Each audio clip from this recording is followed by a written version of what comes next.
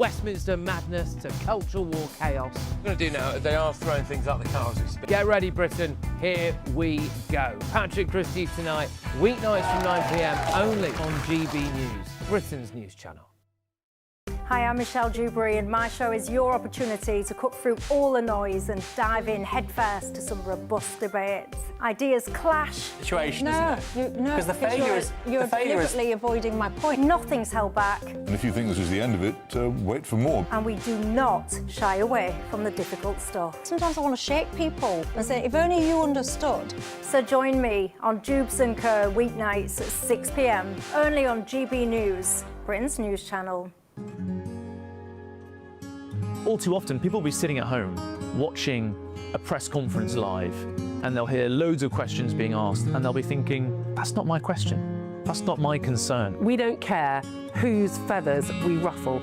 We ask the questions that you want answering. You're all standing on the street protesting and want to have an open discussion. My name's Patrick Christie. I do a show for GB News in the UK. Is it possible to talk to you quickly? Journalism in this country has been a cosy world full of groupthink until now. Well, this is the best view ever of Whitehall, looking out across all the tractor drivers of England who've come together to make their point. Hello, so as you can see, I'm here in Westminster as the protest begins. Yes, I'm very much in the thick of it. Look, we're challenging narratives here at GB News, and that's what sets us apart.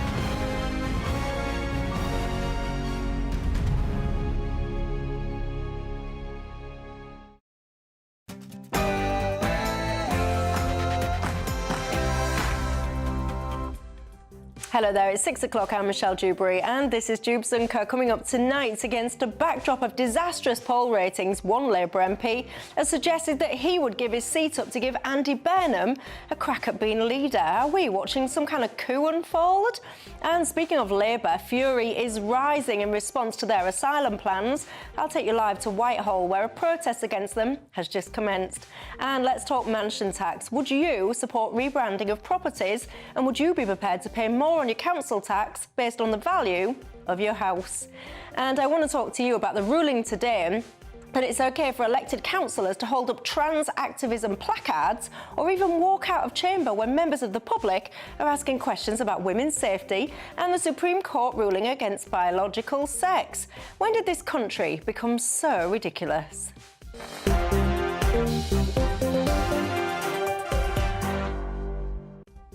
All of that and lots more keeping me company tonight. My panel, I've got the Conservative peer and former MEP Baroness Jacqueline Foster, and the co-founder of Novara Media, Aaron Bastani. But before we get stuck in, here's your 6 o'clock news headlines.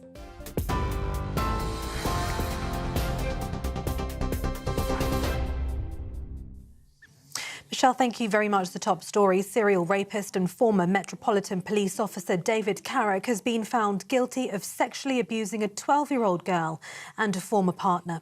The 50-year-old, who's already been jailed for life, has been convicted of molesting the girl in the late 1990s and raping the woman during a relationship more than 20 years later.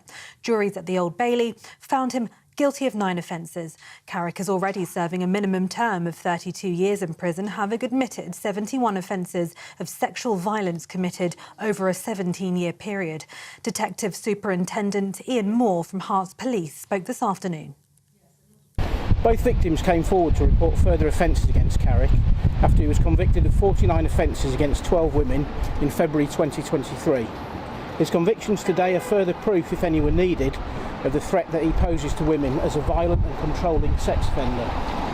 During the trial, we heard Carrick's defence that his victims had made up lies based on the media coverage of his previous convictions, but the jury did not believe these false claims and instead believed his victims' accounts and that he is a dangerous and abusive man. I hope this case will give anyone who's been a victim of sexual assault or rape and has not reported it the courage to come forward.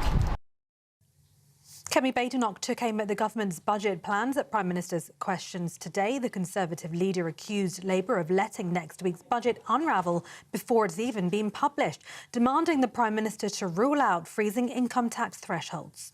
This is the first budget to unravel before it's even been delivered. The Chancellor's cluelessness, I'm afraid, is damaging the economy now.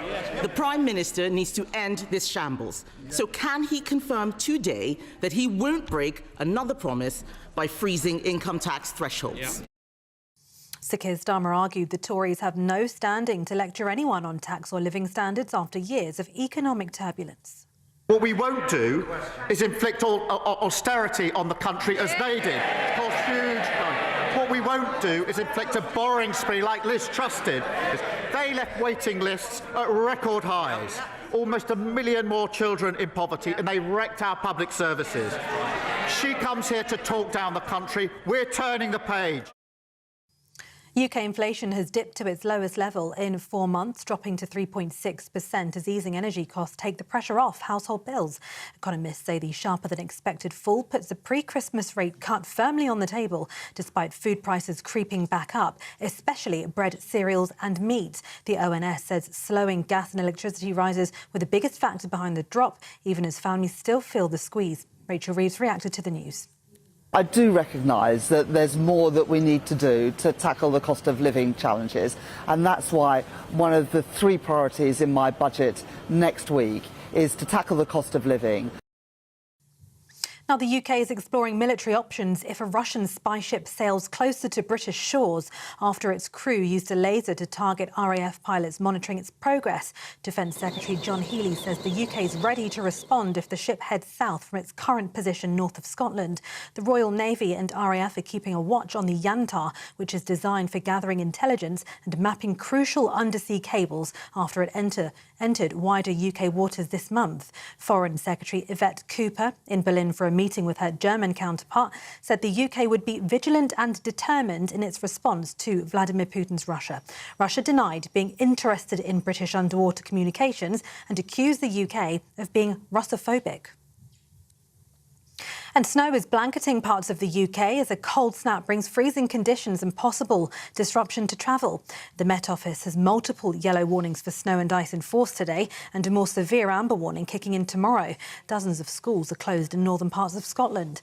Cold health alerts are active across England until Saturday, warning of significant risks for vulnerable people. Authorities urging everyone to keep warm, take care on the roads and check in on friends, family and neighbours. And those are the latest headlines. For now, more from me in an hour. Take the GB News family with you on any device. As long as you have an internet connection, tune into GB News anywhere on the planet or beyond.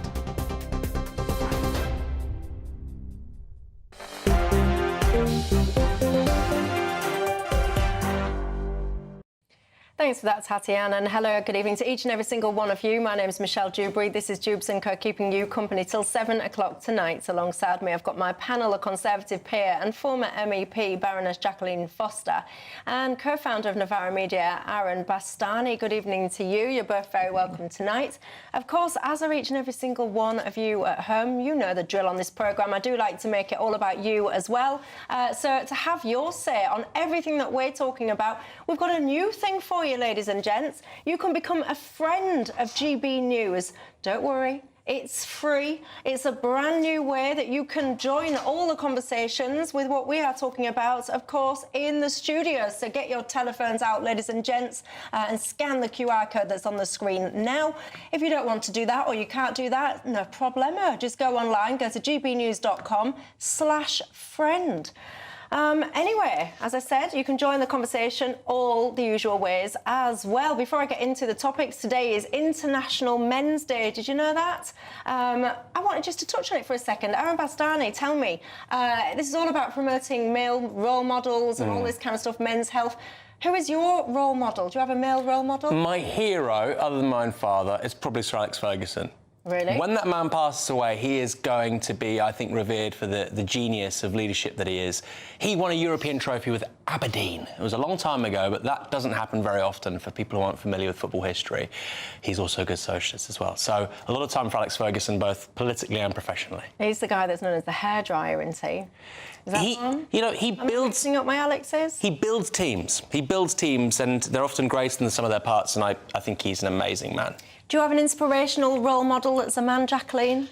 Yeah, I suppose if we're looking politically and we look at the history of the Tory party, you know, we go back to Wellington, we go back to, obviously, Winston Churchill, and, you know, these were people that were not only inspirational, but they were people that were real leaders and took us through very, very challenging times. There are obviously many others, but, you know, there were great women too, of course. Oh, of course. Anyway, look, sending lots of love to all you men out there. And I've got to tell you as well, on a serious note, suicide, of course, is one of the biggest killers of men under the age of 50. So if anyone's watching this and you are feeling down in the dumps and it's not something you can shake off, then I would say there's no shame in not feeling OK. So do reach out and get help if you need to. I'll tell you, there's someone that might need a little bit of help, Keir Starmer, because his troubles are escalating. We've all been following the twists and turns here, haven't we? Well, it took a bit of another twist today. Clive Lewis, the Labour MP. Let's take a listen to something he said when he was asked specifically about Andy Burnham. Listen. Would you give up your seat It's for a him? question I've asked myself, and I'd have to obviously consult with my wife as well and family. But you know what? You know, if I'm going to sit here and say, you know, country before party, party before personal ambition, then yes, I have to say yes, don't I? You give up your seat for Andy Burnham? I would, yeah. Of course, that seat is Norwich South. Are we seeing some kind of coup against Keir Starmer unfold in not so subtle ways in front of our eyes? There will be a coup against Keir Starmer. Whether that comes after the budget or after next year's local elections in May is an open question. I should really add the caveat that Clive Lewis is what we call in political journalism a maverick. You know, sometimes he says first and he sort of thinks later. The idea that Andy Burnham would stand in Norwich is kind of analogous to Boris Johnson standing as a Tory MP or candidate in the south of Wales or in Glasgow. It doesn't really fit with his political brand. Andy Burnham is the king of the north. We're not even talking Norwich North, we're talking Norwich South. So there's some truth to the broader question you're raising, but I suspect he won't be taking Clive Lewis's offer. Jacqueline, do you think we're going to see Keir Starmer pushed out? Because, of course, there's rumours now that 80 MPs are gearing up to put a bit of a no-confidence hit into him. Well, it's going to be tricky because they're not as ruthless, actually, as the Tory party. When the Tory party decide to get rid of somebody, of course, we have the 1922 committee, and the process is actually reasonably straightforward. But this says everything about this incompetent government. I mean, just over a year ago, he had got a 174-seat majority, 14 years in opposition. And the legislation that they've actually been bringing forward, which we're dealing with, of course, in the House of Lords, most of it's not fit for purpose. It's not been well thought through. And most of it's actually attacking their basic audience, actually, from some of the proposals that they've put down, whether it was in the last budget and obviously what we're probably going to see in this other budget. But, you know, Clive Lewis, I think, as Aaron says, yeah, I think he's outspoken. But I think there's this presumption, you know, that everybody in the Labour Party would like to have Andy Burnham as a leader. I think he's been a pretty effective mayor, certainly up in the North West or Greater Manchester. But at the end of the day, he needs to either put up or shut up, really, because it's like the old sort of stalking horse situation here. And I suppose if I was Keir Starmer at this stage of my premiership, I think I'd be pretty irritated. But there's more than Clive Lewis who's after the top job. The tall poppies are all coming to the surface, and yeah. Would you be want fascinating. that job? I mean, I'm not sure. I would be desperately trying to vie to be the Prime Minister of this country. Is that the kind of thing that you want to do? I just think it'd just be a bit of a thankless task at the moment. Well, the great thing for anybody who replaces Keir Starmer is that it can't get worse. You know, there are polls putting Labour on 17, 18%. All of a sudden, if you go into a general election, you get 24, 25%. People say, wow, political Houdini, escapologist. So, yes and no, the job has never been harder, and the predicament they'd find themselves in is awful. But when your predecessor is this bad, that kind of makes things a little bit different. Well, they're going to get squeezed massively, the Labour Party, of course, because you've got Reform chomping at the bit on the right. Then you've got the Your Party / the Green. I mean, the Your Party, they are turning into a little bit of a joke now, Aaron Bastani, to be frank, are they not? Your Party, as it's configured, is imploding, shall we say. But I do think, regardless of how that particular entity performs, independence in certain parts of the country will really hurt Labour at the next general election, particularly the West Midlands, bits of London, former mill towns, for instance. I think the West Midlands, the Labour Party is going to get smashed by independents. Whether or not they're in a political formation with Jeremy Corbyn, Zara Sultana, let's see if it gets that far, I still think independents will pick up double figures. That's not 50, 60 seats, but it's significant. I think you'll end up with a coalition of like your pro-Gazan Muslim MPs. That's what I imagine you will be seeing. What do you think? Well, I think the sort of U Party, or whatever it's called, Your Party, or whatever it's called, can't keep up. You're looking about, really, to me, like the Socialist Worker, the George Galloway sort of wing of it, Jeremy Corbyn, as you said, Zara Sultana. You've got the MPs for Gaza. We've got 4 already in the House of Commons, and I think there are many more chomping at the bit, and this is why the Labour Party and a lot of Labour MPs are very concerned, because they were elected, obviously, 15 months ago, but their majorities are really very small. So you've got these factions actually all over the place, and I think one of the key moments is going to be actually when we come to the local elections next year, and I think we may then see some surprising results. Notwithstanding, reform is also a threat to the Labour Party, because there are an awful lot of people from red wall seats who are not natural Conservatives, didn't actually vote for the Tory Party, but they've resonated very much because of the issues of illegal immigration and some other issues that are very key to local communities, and they've certainly lent towards reform. Can I say one thing in response to that very quickly? Wes Streeting is being touted as a potential Labour leader. There was a poll out that put him in 3rd in his constituency in Ilford. An independent would win that, and then Reform was 2nd. And this is what's so fascinating. Keir Starmer's Prince waiting in the wings won't just finish 2nd in his constituency, he would finish 3rd. That is fascinating. So much is up for grabs, and there's still 3.5 years, probably, before the next general election. Peter says, can I just say that in my eyes, Andy Burnham is not a king of either the North or the South. Yes, you can say that. John says a change of leader for the Labour Party is not going to work, Michelle. The only thing that will work is delivering what the British people want. Sharon says, what are you all talking about? You don't think it can get much worse than Keir Starmer? Could you imagine if David Lammy was the Prime Minister? The horror, she says. Ashley as well has got in touch and said, Michelle, International Men's Day, how come it wasn't mentioned at PMQ? As Ashley says, if it was International Women's Day, that's the only thing we would have been hearing about. Well, we'll give a nod to the men, don't you worry about that. Look, lots more that we need to discuss on this programme tonight. I need to talk to you about mansion tax. Would you be prepared to pay more on your council tax based on the cost of your property? And of course, the whole situation when it comes to Asylum and Labour's plans. A protest has just begun in Whitehall. I'll take you live there after the break.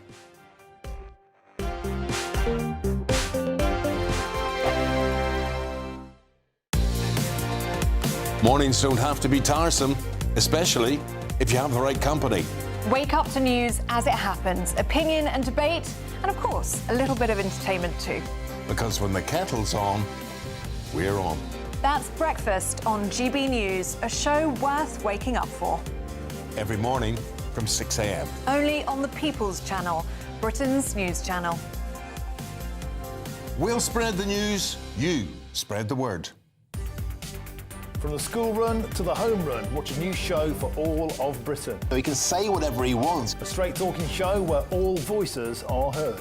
And, you know, when are we going to stop talking about smashing the gangs and actually do it? With the stories that matter from every part of our country. There's a bit of a crash landing there for your Chancellor. Bold, fearless and standing up for you. That's me, Martin Dewbs, 3 p.m. till 6 p.m, weekdays, here only on GB News. The People's Channel, Britain's news channel.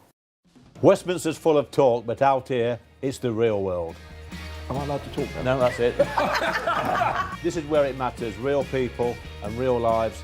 That's what politics is all about. The fact is Trump made a good start, no. Straight answers, no spin, and just a couple of pints. How many fingers have I got up? About 10. So join me for Lee Anderson's Real World every Friday at 7 p.m, only on GB News.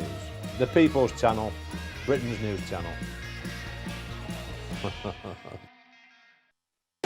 You want to know what's really going on in the corridors of power? Labour don't know what to do with you half the time, and that makes you quite lethal in the chamber. Get behind the headlines with Chopper's Political Podcast. Join me, Christopher Hope, as I sit down with the great and the good of British politics. We'll see where this ruling takes us. These are the stories shaping our nation. Chopper's Political Podcast, available now on all platforms. Listen in and stay ahead. Decisions made in Washington aren't just shaping America, they're shaping Britain too. From migration to global security, from crime to health. Whatever happens in the White House today will be felt in your town or city tomorrow. That's why The Late Show is live from Washington, D.C. Cutting through the politics to show you what it all means for Britain. The Late Show live every night at midnight. Only on GB News, Britain's news channel. Exciting news. Every Friday, my Patrick Christie's Tonight Show is going to have a twist to it. We're welcoming some special guests. You. That's right, on Fridays I'm going to be doing my show in front of a live studio audience because this show is about you and what you have to say. It's going to be the same big debates, same big topics, same big opinions, but every Friday night at 9 p.m. you are invited to come on down to Patrick Christie's Tonight to be a part of the action. Only on GB News, the People's Channel, Britain's news channel.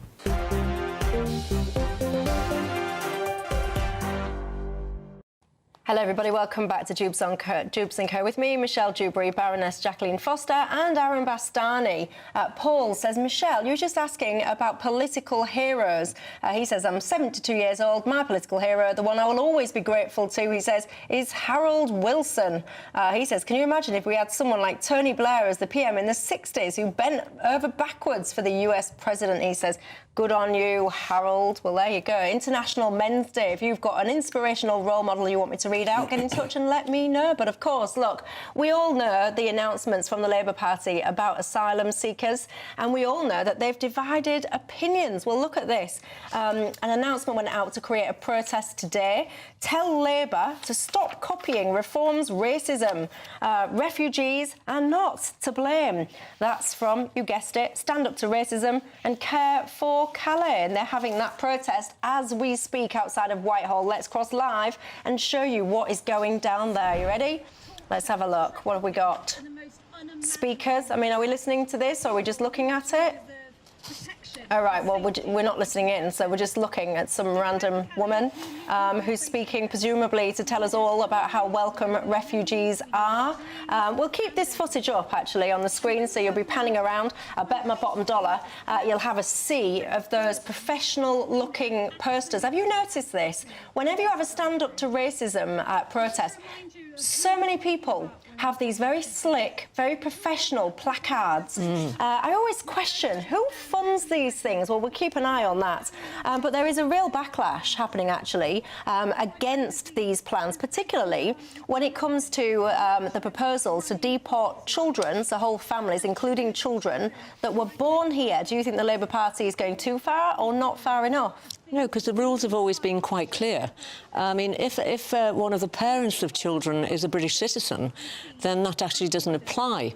But what they're talking about here is if they are refugees and then they're revoked, their refugee status is revoked, and they are to be deported, then the children, if they have children, then the children would have to go with them. And I don't see how that's controversial in the sense that why would parents be deported and think, why would anybody think that the children would then be left behind in the UK?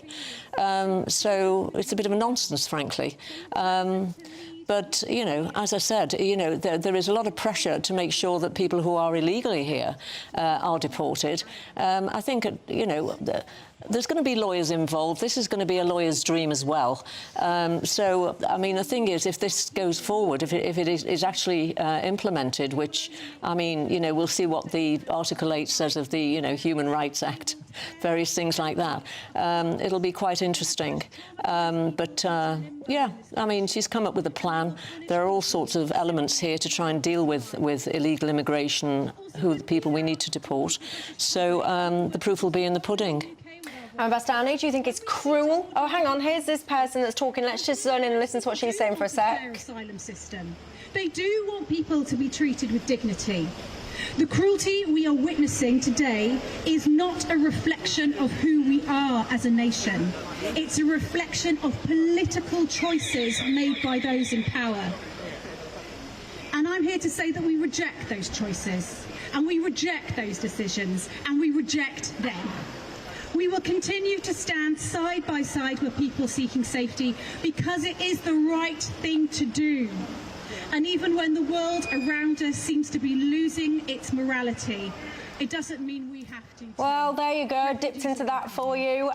Cruelty. The cruelty that we are witnessing. I've never read anything so ridiculous in all my life. If that woman's definition of cruelty is picking people up in the Channel, hot-footing them back into the UK, giving them fresh and clean clothes, giving them 4-star hotels, giving them 3 square meals a day, giving them free leisure activity, giving them priority to healthcare, if that is her definition of cruelty, well, I'll tell you what, my mind is absolutely blown. Anyway, Aaron, go on. What do you think to it all? I think there are some aspects to it which do feel like they're performatively cruel. Now, what do I mean? Jewellery, for instance. Nobody thinks that's... We spent 15... Shabana says she ain't doing that. Are they not? Have they dropped it? I mean, the point is we've spent about £15 billion on this so far. How much is the jewellery really going to raise? But she said she's not going to do that. She said what she was doing... She said it wasn't her idea, but it's going to be part of this broader operationalisation. No, she said what's happened is the media have been ridiculous, as often the media are. They've jumped upon this, oh, they're going to seize jewellery. What she was actually saying was that where an asylum seeker has assets... Yeah. that they're able to contribute to their own cost of asylum accommodation. That might be e-scooters, it might be cars, which is a bit weird, by the way, because which kind of asylum seeker gets on a small, not so small boat with a car? But anyway, that's what she was talking about. It means jewellery or phones, and the bizarre thing is we take their phones and give them another one. But anyway, so I think that's kind of strange. But the main thing which she's proposing is about these reviews, and, you know, this is probably going to be negotiated. It might be every 5 years, 10 years, 20 years, who knows? And I think, in a way, maybe that is crueler than just saying yes or no to somebody. Don't you think? If you make a life somewhere, let's say you're in the UK for 15 years and it's reviewed and it said, no, you have to go back home, that does seem quite weird. I think it's almost fairer to the person to say, sorry, you have to go back to your country. But the concept of asylum, though, is if your hometown or your home location is, for whatever reason, dangerous for you at that point in time, situations change. So shouldn't asylum just be, right, you've got it, it's tricky where you are right now, so we'll give you a temporary safe haven over here on the basis that actually when your place sorts itself out, you go back again. What's cruel about that? Can I go strong quickly? Sorry, Jacqueline. Because it's a really good point, and in many instances that's very reasonable, right? Syria was very dangerous. It's much safer now, so we're told. But let me give you another counterexample. Let's say we had a young Jewish child come over here in the 1940s, early 1940s. Well, you're talking about Alf Dewbs. Yeah, no, it's a good example, and it's a challenging example, so I'm throwing it back to you, because I think most people think, OK, that's interesting. 1945, the fall of the Third Reich, would you then say to Jews who'd come over with the Kindertransport, we've denazified Germany? No. You can now go back. I think most people would say that's rather strange. Well, that's what's being proposed by Labour. Jack is shaking her head to that. Let's just put that one to bed, shall we? We're talking about exceptional circumstances. Well, quite, but that's... What we're talking about now is, just touching on the jewellery, if pensioners in this country end up going into care, they have to forego their pension towards their keep. So, to me, as far as, I mean, a proposal to say if you have assets, then they could be put towards your keep, because obviously the taxpayer pays, I think is pretty reasonable. They would obviously have to be well thought through. Notwithstanding that, I think, as Michelle raised, you know, we've given shelter to a lot of Ukrainians. I have friends who've actually looked after a lady and her baby, and who's now a little boy. But the deal is whether it's, you know, whether it could be, as you mentioned, other parts of the world, Syria. These are temporary agreements, actually, that take place. And the whole point is that this is a safe haven, but once these places are sorted out, these countries, then you have to go back. You should have to go back. Where we are is in a muddle, because then we've got all sorts of things and all sorts of laws and human rights acts where people who should be deported or should go back to a place, and then they refuse to go. And the place actually isn't a war zone any longer. You know, the place is a safe haven. And so this is where I think it gets very muddled, and there does need to be some clarity. We need proper clarity, I think, in the structure. One of the things that struck me was a tweet by Shabana Mahmood today, because whatever you think about this topic, some people say she's getting too harsh, some people say she's not going far enough.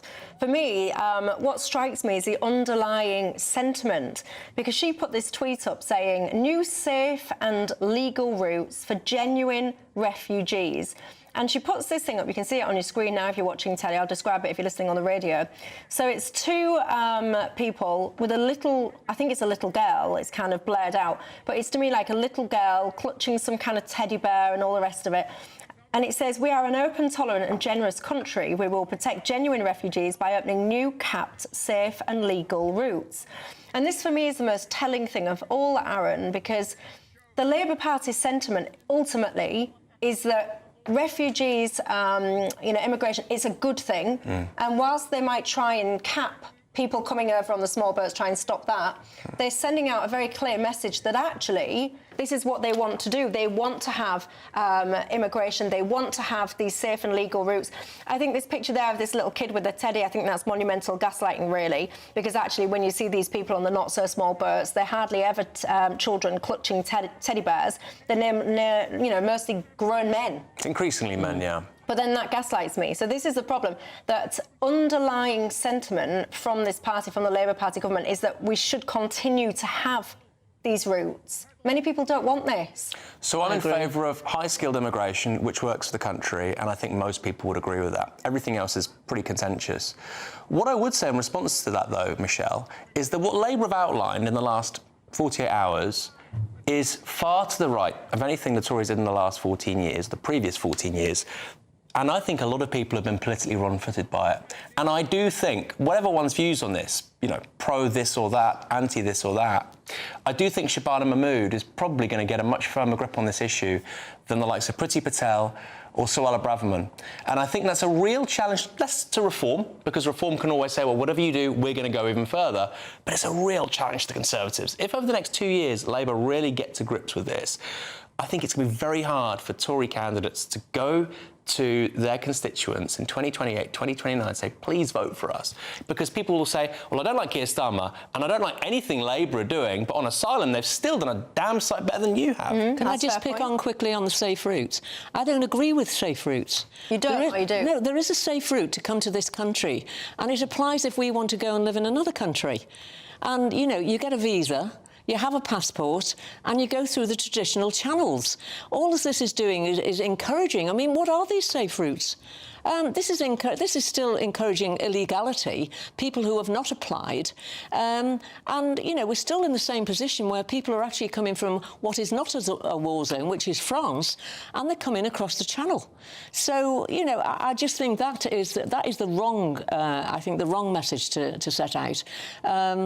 So, yeah, I mean, and I think where you're absolutely correct, this isn't about women and children. There's very few women and children that end up coming here. This is all about the really fighting-age men between 18 and 34. To me, if I felt that strongly, I was coming from some sort of hellhole, which is some of these people do come from. They should be back there fighting for their wives and children, not leaving them and being able to afford £3,000 and £4,000, to get on some sort of dinghy, which is as big as the QE2 these days, to come across the channel. I mean, it's these mixed messages all the time. And I think we have to be absolutely firm and precise in exactly what the rules are that are laid down.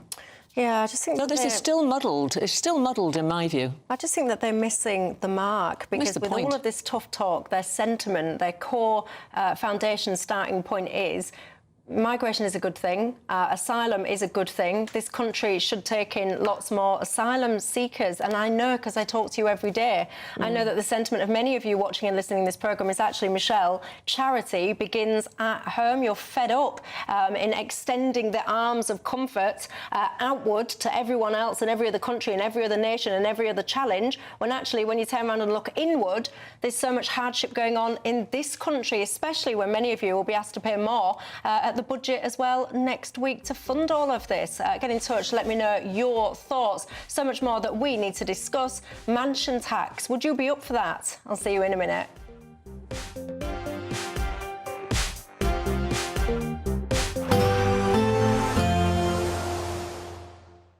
Ready to soak up that holiday sunshine?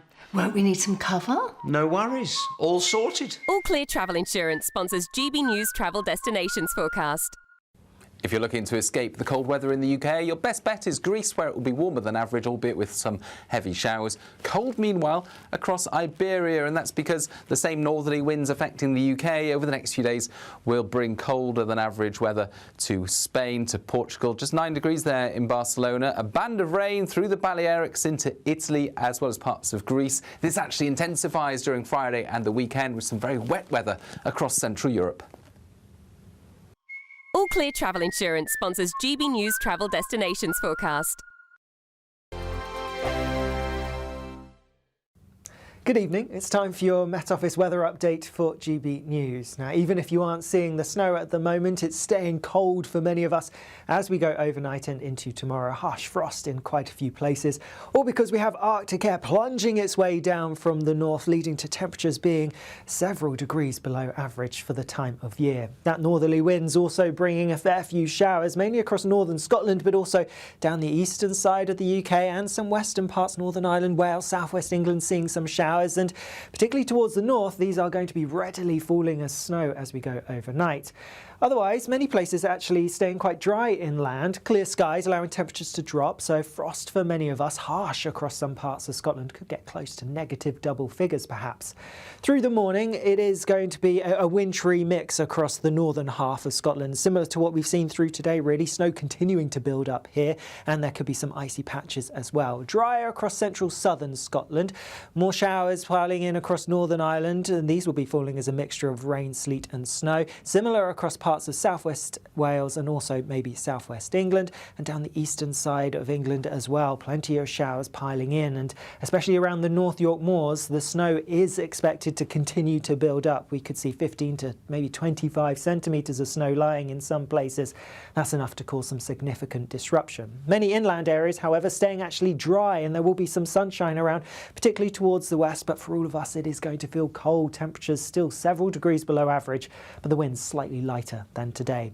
After a very cold night into Friday, it is going to be a bright start for many, just a bit of cloud towards the southeast. However, later on, cloud and rain will push in from the west, and that kind of marks the change that we're going to see in time for the weekend. It is going to be markedly wetter for many of us, but with that, temperatures rising a few degrees as well. Bye-bye.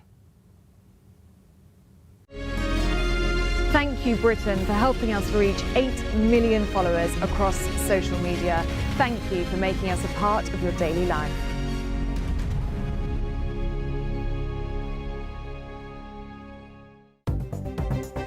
Good evening. This is the latest AI travel news from GBnews.com. The A92 southbound at Muchalls is restricted due to a collision.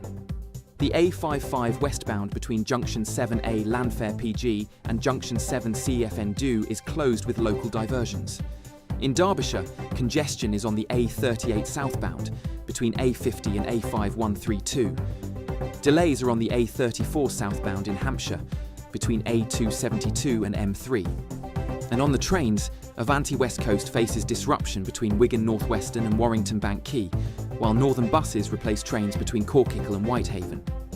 For more travel news, go to gbnews.com.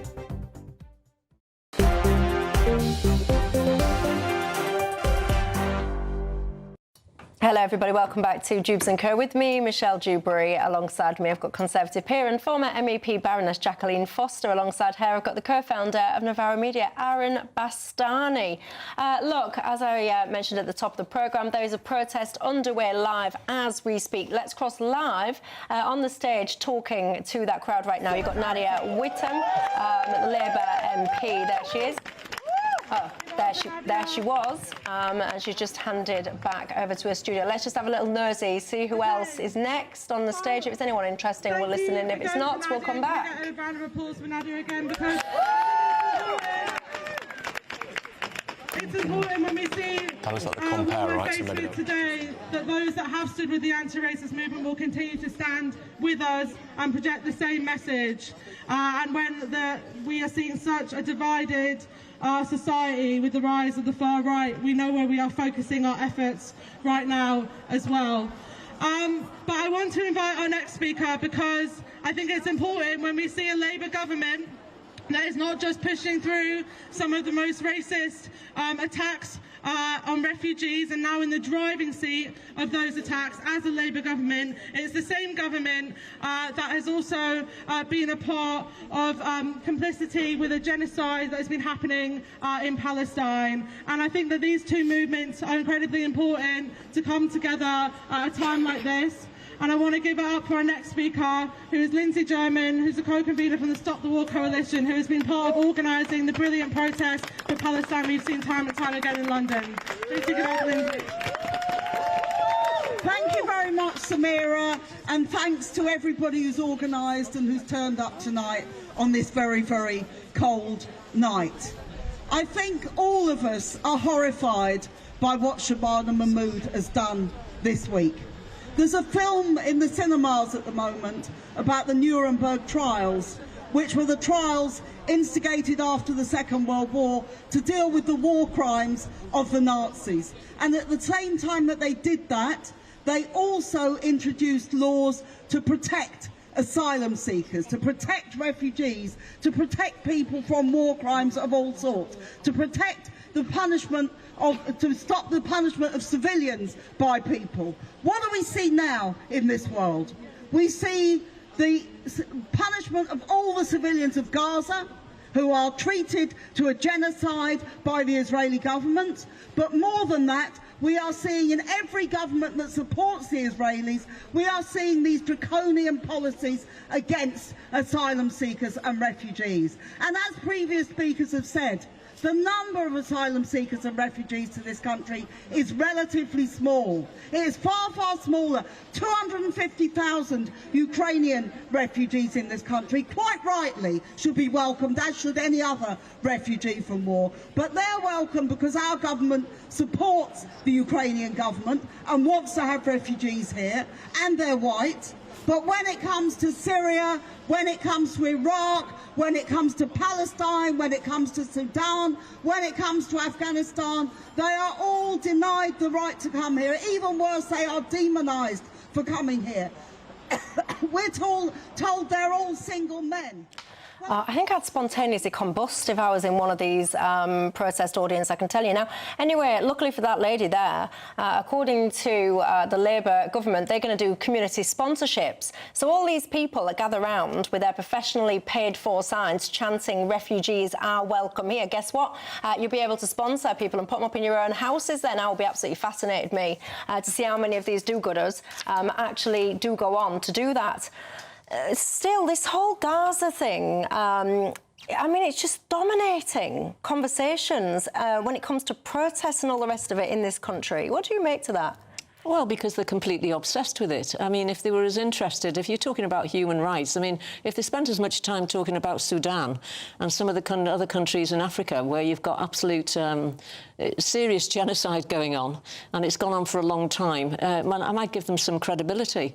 But the thing is, it's the same old thing all the time from them. And, you know, it's like a broken record, frankly. Aaron? I would say that the Green Party's deputy leader, Rachel Millward, who's coming for some stick on this channel, she has indeed, as I understand it, had refugees in her home. Oh, it's a is she the same woman? The mad one. That did the letter the other day complaining about refugees going to her constituency in a military barracks. Is that her? So there were 600 refugees that were going to be sent to a disused military barracks, and she was saying that just dumping all these men here with no work and nothing to do isn't good for the community, which I think is a quite rational thing to say. Well, it would be rational if you didn't simultaneously, on the other hand, have placards walking up and down streets chanting refugees are welcome here, no such thing as an illegal human being and all the rest of it, because actually everyone else gets these men dumped on their communities without any kind of consideration, any kind of conversation. So how come then, if you're one of the ambassadors for having all of these refugees here, how come when they end up on your doorstep, she's not an ambassador. You've got a problem? She's not beckoning. OK, so I think... The Green Party constantly, you know, Aaron Bastani, one of their mantras in life is refugees are welcome here, there's no such thing as a illegal human and all the rest of it. So if that is their mantra, and they're very welcome to have that mantra, it is hypocrisy of the highest order when these fellas actually get sent to your patch that you start crying about it. I think if you're in local government and you're seeing failure at a national level where it takes 2 years to process these people, it should take 3 months. Whether or not you think we should have more or fewer people, it should be very quick and expeditious. I think it's perfectly reasonable to say I don't want 600 men here. And what I would add as well is that many of these people, like Rachel Millward, those people protesting there, you may disagree with them. What they would say is, and I think they're correct about this, is that too many people are saying that the problems in British society, across our economy, the reason why our economy isn't growing, the reason why energy is expensive, we have so many issues, and too many people in politics and the media are saying these people are the reason why. That simply isn't true. Even if you want none of them to be settled here, even if you want zero illegal migration, right? Even if you want them all to be sent back to Afghanistan and Syria and Iran and Iraq tomorrow, you can have that opinion. They aren't to blame for the major problems in British civil society. They aren't. And that's what drives these people, and they get frustrated by people saying precisely that. Bring this back to the point. The point is, we have a deputy leader of the Green Party who runs around with placards saying all refugees are welcome. I haven't seen her with a placard, to be fair to her. Whether she's had a placard or not, I mean, it could be a literal, figurative, or whatever you want to say. We know what the policy is. I mean, they're mad in this party, frankly. And then turns around when they're going to place some of these illegal migrants in the vicinity of where she lives, but doesn't want it. I mean, don't these people understand, whether it was Epping Forest, whether it's many parts of the country, we have got the most horrendous situations that have arisen because there's been ill thought through where they have placed 40, 60, 100 men in communities, next to schools. And so there's the hypocrisy in it. And I've always said, those that are making the decisions where these men predominantly are going to be located, I bet they don't live in the same street. I bet they don't live in the same town. And so, you know, she's just a hypocrite, frankly. Well, no, but she's a hypocrite. The problem is for people in local government, this is really important if your authority is run by the Lib Dems, the Tories or Reform or whoever. The problem for people in local government is they don't get to make these decisions. They can protest against them, but fundamentally they're decided by local government. The council chief executive is part of that decision. I know how it works. I know, you know it better than I do. They then tell the local politicians. There's very little the actual local politicians can do. They can protest, like Suella Braverman. She is the one, the Green Party have been out there full on, even before the change of leadership, about refugees welcome. And now we have a situation where one of the senior officers, a deputy leader, all of a sudden finds, whoops-a-daisy, there's going to be, you know, 500 or 600 of these chaps living around the corner. Oops, it's a different story then. And yet the same people, when people, normal mothers and fathers and children are protesting in some of the areas, these people are then accused of being far right by the likes of the Green Party and others. So, you know, they need to get their ducks in a row. They must think that the public are absolutely stupid, but we can see exactly where they're going. And it's total hypocrisy. It's outrageous, frankly. I would like to say, live and learn. What do you mean, live and learn what? Well, maybe she's got a better appreciation. I don't like speaking about people when they're not, you know, their full views on something on the record, but I understand what Jacqueline... Don't defend her. You're defending the indefensible. No, I'm not defending anybody. I'm saying that she probably does see something of a contradiction. This is the thing, when you've got power, and this increasingly is a challenge for the Green Party, because they're now a national party by the looks of it. God knows how. Once you have power, it's no longer about abstractions and theories and words. And there are inevitably contradictions. By the way, if Reform get into power at Westminster, you'll see the exact same thing. That's normal. So, you know, like I say, live and learn. Well, look, she posted a couple of days ago saying, let me make it clear, refugees are welcome here, but using an army camp isn't the way to do it. And the dysfunctional Home Office must do better than their total lack of communication with local communities. She then goes on to say that refugees are welcome, but they should have a right to work and there should be increased safe routes. So let me get this straight. So you want to entice more people to come into this country. I mean, I'd love her to come on this programme and explain to my dear viewers where she thinks these people should be put up then. Where are all these people? If she wants more and more and more, where are they going to live? Because I'm sure it hasn't escaped her notice that we have a housing crisis in this country. And I would love someone like this to come onto this programme and explain to you, when you've got a housing crisis and you're desperately trying to entice more and more people into this country, who should get priority then? For those social housing properties, where does that priority live? She's watching this. She's very welcome to come on and talk to you. Look, so much we need to discuss before the end of the programme. I do want to ask you about mansion tax, and I also want to show you something absolutely ridiculous that happened as well. I'll see you in a minute.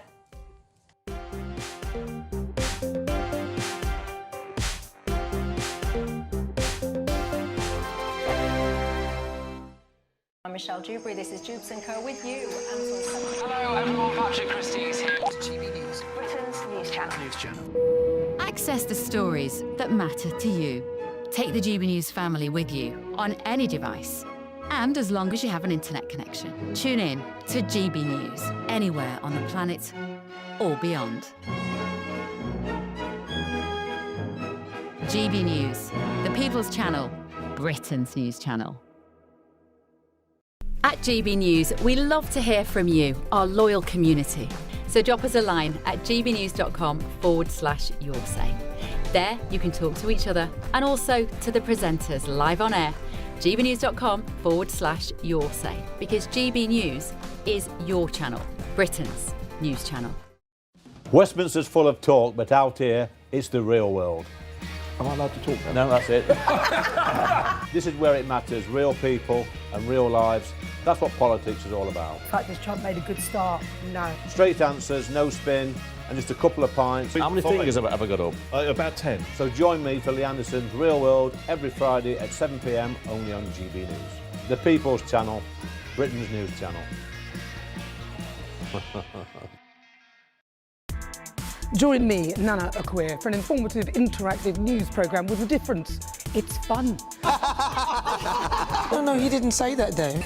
I'm so surprised. I think there's an element of truth to that. Join me from 3 p.m. every weekend, only on GB News, Britain's news channel. Mornings don't have to be tiresome, especially if you have the right company. Wake up to news as it happens, opinion and debate, and of course, a little bit of entertainment too. Because when the kettle's on, we're on. That's Breakfast on GB News, a show worth waking up for. Every morning from 6 a.m. Only on the People's Channel, Britain's news channel. We'll spread the news, you spread the word. Britain was once the envy of the world. But look around. A nation that no longer knows what it is or where it's going. A country that's broken. How do we fix Britain? How do we bring it back? Friday night with Matt Goodwin at 8 p.m. only on GB News. Decisions made in Washington aren't just shaping America, they're shaping Britain too. From migration to global security, from crime to health. Whatever happens in the White House today will be felt in your town or city tomorrow. That's why The Late Show is live from Washington, D.C. Cutting through the politics to show you what it all means for Britain. The Late Show live every night at midnight. Only on GB News, Britain's news channel.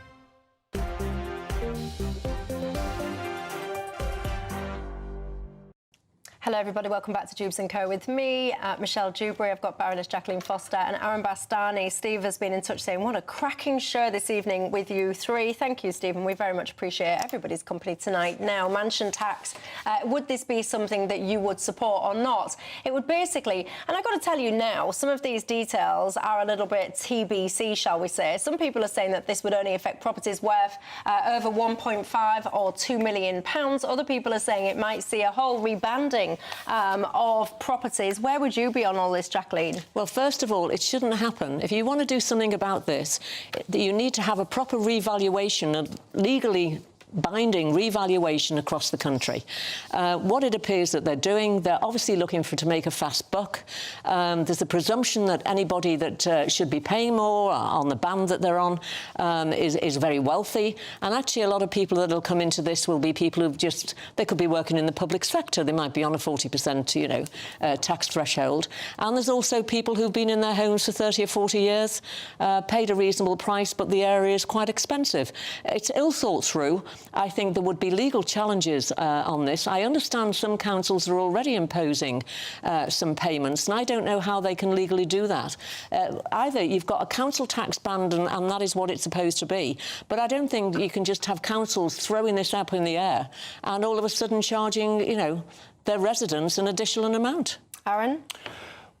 Council tax, as it's presently administered, is nuts. So it's based upon a property's value in 1991. Labour are saying that they want to review that for certain properties, and it'll be done by 28, 29. So it's not being rushed, although I agree it's been prompted by the fact that the Chancellor needs to find money from somewhere. So it's not being done for the right reasons necessarily, but we have to address the imbalance with council tax. In London, people pay far less than they should, and outside London, people generally pay more than they should. I think addressing that really positive. Carol, I like you, Carol. She's got in touch and she says, Michelle, why is Rachel Reeves constantly looking at where she can increase taxes? Why isn't she focusing much, much more on spending cuts? I absolutely hear you. I completely agree with you. Look, today there's been a ruling that Green Party councillors, they were in a council meeting basically, and members of the public were asking questions about the Supreme Court ruling. You know, the fact that biological sex in single-sex spaces, it is biological and not gender. Well, anyway, these councillors, when members of the public were asking these questions, they were sitting there holding up placards, like handwritten placards, saying stuff like trans women are women, trans rights are human rights, you guessed it. They were then getting up and walking out as well. Well, anyway, apparently it's been ruled that they didn't breach the code of conduct when they did that. What do you think to that? Well, of course they did. I mean, they're flouting the Supreme Court ruling. And frankly, as far as I'm concerned, you know, the Green Party clearly don't know what a woman is. Well, they would say that they do. They think it's a man. They think it's a man with a frock on. Aaron Bastani.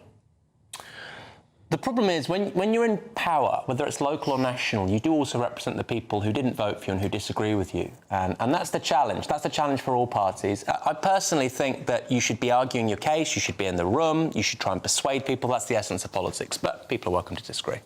I will never understand how we have ended up in a situation where the lunacy of all of this gender ideology has got a hold and has gone so crazy, where you have publicly funded broadcasters trying to subtly tell us that men can get pregnant and all the rest of it, when you have kids being supported to change their gender when they perhaps are just simply confused or just being a child, and embracing all of their stuff. Honestly, I think so many people should hold their heads in shame. Anyway, we asked the Greens for a response. We didn't get one.